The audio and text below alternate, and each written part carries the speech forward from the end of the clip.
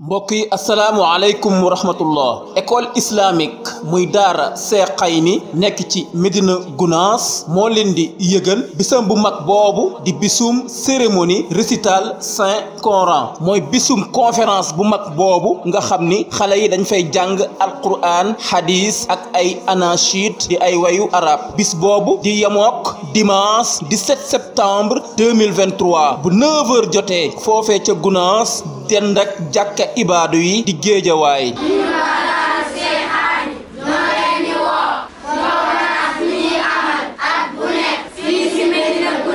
bis booba nag chronogramme bi nii lay demee 8h30 ba 9h mise en place 9h ba 9h10 ouverture Coran maanaam jàngum alquran 9h10 ba 14h ñu woyale jàngum alquran bi ak hadis 14h 15h nag ñu daal di noppalu pause julli daal di xéewlu 15h 16h50 jàngum alquran ak hadis ba 17h 17h ba 17h05 ñu daal di noppalu pause daal di julli tàkkusaan 17h05 nag ba 17h35 am na waxtaan bu fay am jëmale ci alquran ak jàng ak njàngale 17h35 ba 17h50 ñu joxe xéewali ak ay cadeau ngir ñeel ndongo daara yi ak ñenn ci gan yi 17h50 ba 18h mu nekk discours maanaam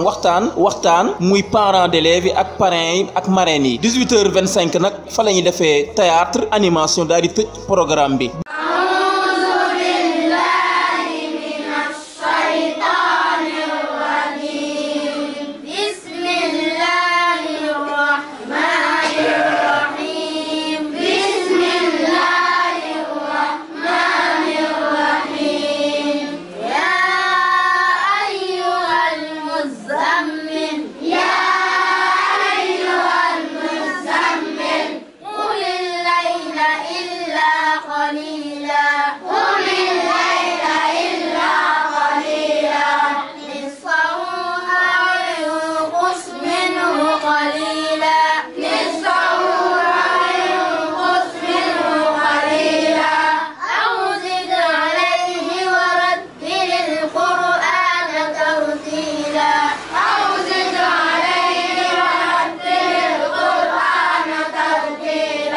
bis boobu nag di yemook dimanche 17 septembre 2023 képp ku bëgg a jokkook daaru Cheikhaïni nekk ci Médina Gounass di jàngale ak yar ci alquran wooteel ci 70 647 82 23 wala 76 696 04 60 nga jokkook Oustaz Ndiaye.